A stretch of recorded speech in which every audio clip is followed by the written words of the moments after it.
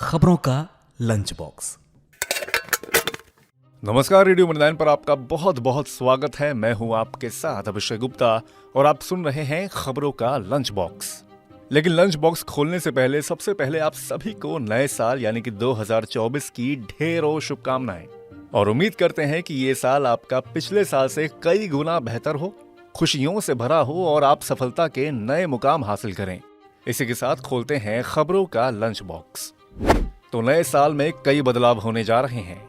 नए साल यानी कि 2024 में आम आदमी को प्रभावित करने वाले नियमों में कई जरूरी बदलाव हो गए हैं, जैसे कि इनएक्टिव या डोरमेंट यूपीआई आईडीज डीएक्टिवेट हो जाएंगी, यानी इनसे लेन देन अब नहीं हो पाएगा।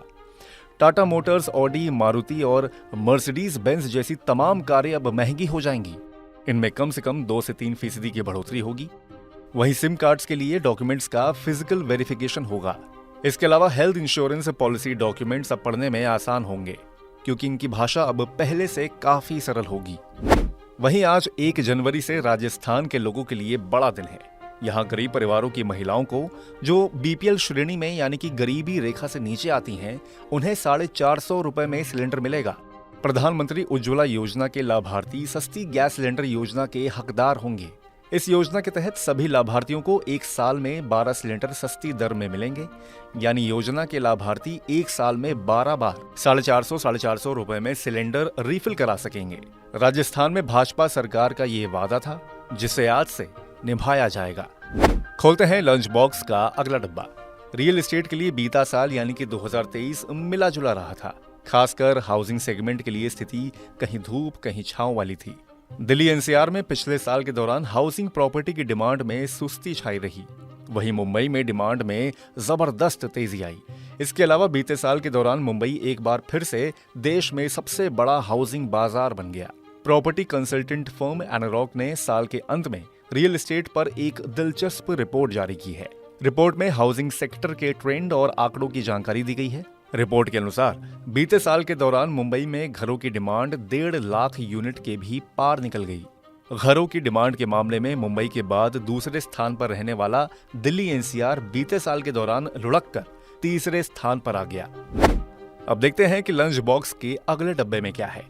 भारतीय परिवारों की बचत लगातार घट रही है, मगर उनके पास घरों और गाड़ियों की संख्या में तेजी से इजाफा हुआ है। हालांकि अर्थशास्त्रियों के अनुसार अभी भी भारतीय परिवारों की कर्ज चुकाने की क्षमता दुनिया की बड़ी अर्थव्यवस्थाओं से ज्यादा है। आधिकारिक आंकड़ों के अनुसार पिछले 2 साल में भारतीय परिवारों की शुद्ध बचत का आंकड़ा लगभग 4% कम हुआ है। वित्त वर्ष 2022-23 में यह जीडीपी का 5.1% रहा है, जबकि 2020-21 में यही आंकड़ा 11.5% था। फिलहाल ये लंबे समय से चले आ रहे औसत आंकड़े यानी कि 7 से 7.5% से काफी नीचे जा चुका है। भारत के लोग अब रियल एस्टेट और गाड़ियां खरीदने पर ज्यादा पैसा खर्च कर रहे हैं। इसके चलते उन पर कर्ज बढ़ा है। फिर भी भारतीयों की कर्ज चुकाने की क्षमता अभी भी दुनिया के बड़े देशों से ज्यादा है। इसी के साथ हम लोग आ गए हैं लंच बॉक्स के आखिरी डब्बे में। बजट 2023 में केंद्र सरकार ने इनकम टैक्स से जुड़े कई नियमों में बदलाव किया, जो टैक्स पेयर्स पर साल 2024 में सीधा असर डालेंगे। बजट 2020 में नई टैक्स रिजीम की पहली बार घोषणा की गई थी। मार्च 2023 में सरकार ने इसे डिफॉल्ट टैक्स रिजीम बना दिया था। वित्त मंत्री ने यह ऐलान किया था कि अगर कोई टैक्स पेयर किसी भी टैक्स रिजीम का खुद से चुनाव नहीं करता है, तो ऐसी स्थिति में टीडीएस पहली टैक्स रिजीम के हिसाब से ही कटेगा। पुरानी टैक्स रिजीम का चुनाव करने पर ही आपको टैक्स उस रिजीम के हिसाब से कैलकुलेट होगा। न्यू टैक्स रिजीम में इस साल कुछ बदलाव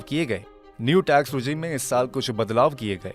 इसके बाद से बेसिक छूट की सीमा 2.5 लाख रुपए से बढ़ाकर 3 लाख रुपए हो गई।